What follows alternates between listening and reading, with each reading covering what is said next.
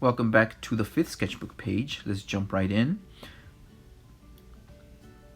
I'm actually not going to end up using these lines. I'm going to go ahead and get rid of that and then block in some shapes just like before, right? It's sketchy.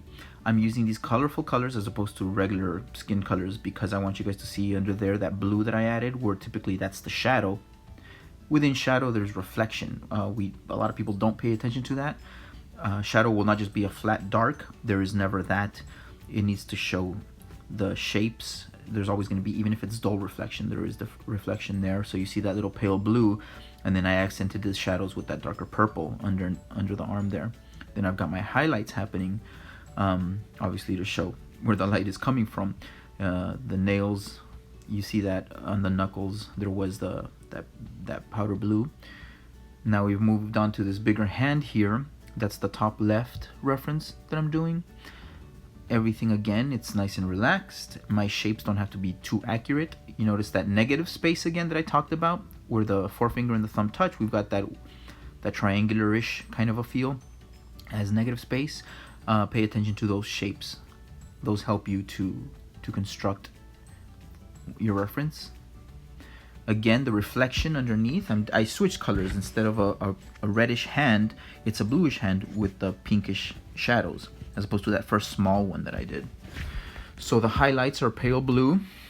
I never ever, unless I'm outlining, I never ever, whether it's digital or traditional, I never use solid black paint or solid white.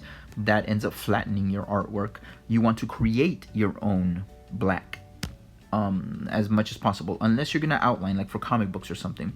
Other than that, do not use a straight black or even white. You notice the lightest points on any of these hands, the knuckles are the brightest brights, the reflection of the nails, and even that's not the true white, which would be the white of the background. This third hand, I'm going with completely different color palette there to show again that you don't have to stick to exactly what you see. Have that relaxed mentality. We've got those shapes, we've got those brushes being painted. That reflection that I'm using, that teal kind of a thing where the shadow normally would be, I'm using it as if it's like a teal light coming through underneath there. That thumb hasn't been shaped yet. It's about to be. It's a little bit bulbous right now, but again, not too big a deal because I'll just kind of paint white around the edges to reshape that. Then I go into some detail with the wrinkles of the knuckles. I thought it'd be fun to have some of those purples from the previous hands onto the nails, just to relate it a little bit. But everything is just kind of, you know, not worrying about if it's going to be solid there, because I can always repaint it with acrylics. It just dries in, you reshape things, you repaint it, and it should be constantly drawing reference. I remind you guys that I'm using photographs, but you should be drawing from life. If you do draw from photographs, that's fine too, but life is better. Reference your own hand, people sitting around somewhere. No matter what though, please avoid drawing or painting from somebody else's drawings or paintings. That's not gonna do much good for you. You want to draw as close to life as possible, reference or photographs. So we're going ahead here. Right now my proportions on my fingers, they're a little bit small. Normally I would just kind of paint over. This being digital, I get to take advantage and just resize them by separating that layer digitally.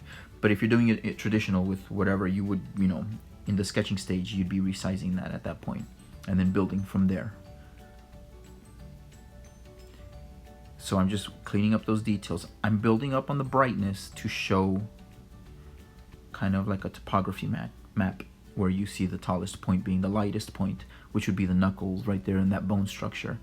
And then the dark areas, instead of me using black, I'm using, again, remember those teals to show that shadowed area. It's just got a tinge of that turquoise-ish or whatever underneath it. You got your basic shapes. Good job, guys. And I will be back with more.